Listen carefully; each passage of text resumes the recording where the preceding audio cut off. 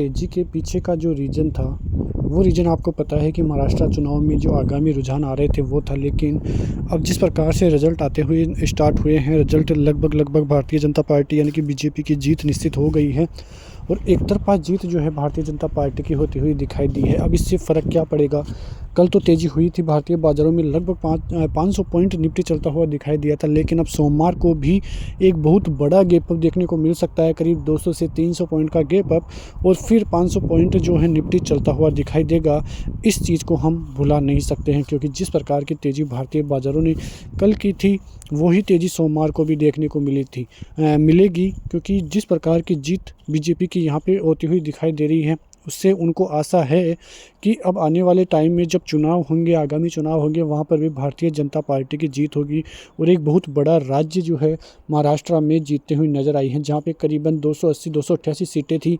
वो राज्य जीतना एक बहुत ही बड़ी उपलब्धि बीजेपी के लिए होगी और इसी के जो है इसी की वजह से भारतीय बाज़ार है उसको भी बहुत ज़बरदस्त सहारा मिलता हुआ नज़र आने वाला है। तो आपकी नज़रें सोमवार को भारतीय बाज़ारों पर रहने वाली है। जिस प्रकार से 10% से ज़्यादा की गिरावट निफ्टी में देखने को मिली थी, वो लग रहा था कि और भी ज़्यादा गिरावट होगी, क्योंकि जो कई विशेषज्ञ और कई ब्रोकरेज हाउसेज हैं, भारतीय बाज़ारों का टारगेट नीचे की तरफ 21,000 भी करते हुए दिखाई दिए थे। लेकिन इस तरह के ट्रिगर्स आना भारतीय बाज़ारों के लिए काफ़ी पॉजिटिव साबित होंगे और यही वो ट्रिगर्स है जिससे भारतीय बाज़ारों में एक 500 से 800 पॉइंट की एक और रैली देखने को मिलेगी और बाज़ार 25,000 की तरफ दौड़ लगाते हुए नजर आएंगे। तो जिस प्रकार की क्लोजिंग शुक्रवार को देखने को मिली, काफ़ी ज़बरदस्त क्लोजिंग थी और वैसे ही तेज़ी आने वाले दिनों में भारतीय बाज़ारों में फिर से होती हुई नजर आएगी। लेकिन सोमवार को तैयार हो जाइए एक बहुत ही बड़े गैप अप के लिए। साथ ही जो बैंक निफ्टी है उन पर भी ज़बरदस्त तरीके से आपको बाइंग का माहौल देखने को मिलेगा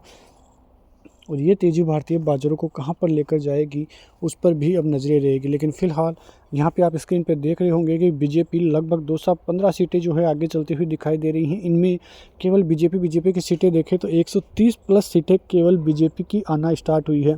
जो सीटें पहले 90 हम मानकर चल रहे थे कि 90 भी आएगी तो एक गैप अप हो सकता है, लेकिन ये सीटें 130 के लगभग है। तो आप अनुमान लगाइए कि भारतीय बाज़ारों में किस प्रकार से इसका प्रभाव पड़ता हुआ दिखाई देगा।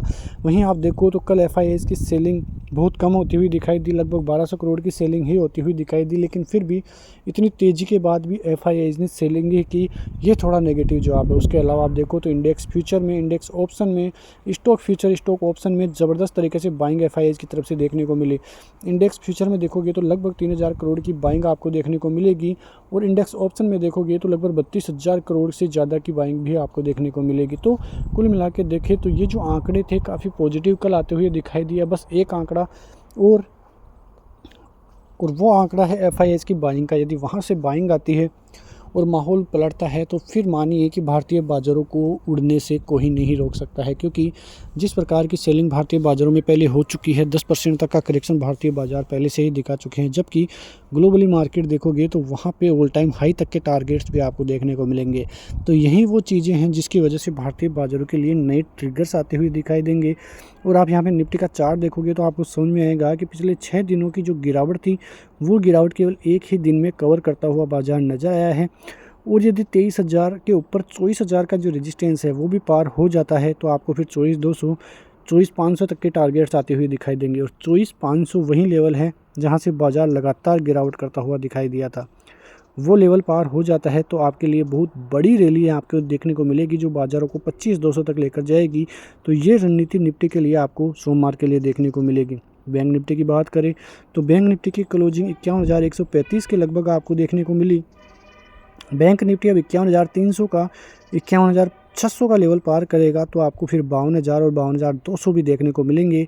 और एक बार 52,200 आता है तो फिर एक बड़ी रैली फिर से देखने को मिलेगी। तो यहाँ से 1,000 से 1,500 पॉइंट की रैली बैंक निफ्टी और दिखाता हुआ नज़र आ सकता है, क्योंकि जिस प्रकार से आप देखो जो सेंसेक्स है वहाँ पर भी करीब 2-4 पॉइंट की तेज़ी देखने को मिलेगी। तो करीब 2.5% सेंसेक्स दौड़ लगाता हुआ नज़र आया था। तो मिड कैप और स्मॉल कैप शेयरों में भी काफ़ी ज़बरदस्त रैली आती हुई दिखाई दी। लार्ज कैप शेयरों की बात करें तो रिलायंस 2.5% चलता हुआ नज़र आया। HDFC बैंक की रैली अभी आना बाकी है। तो एक ज़बरदस्त मूड माहौल भारतीय बाज़ारों का बनता हुआ दिखाई देगा और सोमवार से ये रैली कंटिन्यू होती हुई दिखाई देगी। अब देखें तो नवंबर के बाद आप देखें तो नवंबर एंड तक GDP के आंकड़े भी आएंगे भारतीय बाज़ारों के। उसके अलावा जो मिनट्स है वो भी आते हुए दिखाई देंगे फेड के। तो ये बड़ी चीज़ें आती हुई दिखाई देगी इस मंथ के एंड तक। वो तो ये महीना काफ़ी इंपॉर्टेंट भारतीय बाज़ारों के लिए साबित हुआ है। जिस प्रकार से एफआईएस की सेलिंग है उसको देखें तो एक लॉस जो है बहुत बड़ा होता हुआ भारतीय बाज़ारों को नज़र आया था। लेकिन अमेरिकी बाज़ारों के हालात फ़िलहाल ठीक ठाक चलते हुए दिखाई दे रहे हैं। वहाँ से कोई ऐसी नेगेटिव न्यूज़ नहीं है जिसकी वजह से भारतीय बाज़ारों को कोई ज़्यादा नुकसान उठाना पड़े। उसके अलावा आप देखो तो सभी चीज़ें चाइनीज़ बाज़ारों को मॉर्गन स्टैनली और जो ब्रोकरेज हाउसेज है वो डाउनग्रेड करते हुए दिखाई दिए। इसका फ़ायदा भी कुछ ना कुछ भारतीय बाज़ारों को होता हुआ दिखाई देगा। लेकिन क्वार्टर 2 नतीजों का जिस प्रकार से हाल भारतीय बाज़ारों में हुआ है वो ही कारण था भारतीय बाज़ारों में बड़ी गिरावट का। और अब जिस प्रकार से धीरे धीरे हालात सुधरते हुए नज़र आए हैं, भारतीय बाज़ारों को एक ट्रिगर चाहिए था एक बहुत बड़ी रैली के लिए, और वो ट्रिगर सामने आया है महाराष्ट्र के चुनाव की वजह से। अब यदि बड़ा गैप अप हो तो फिर वहाँ से थोड़ा सा नीचे की तरफ डाउन साइड आए तो बाज़ार में एक बहुत बड़ी रैली की संभावना बनती हुई दिखाई देगी। तो ऐसी खबरों के साथ भारतीय बाज़ारों में डटे रहिए।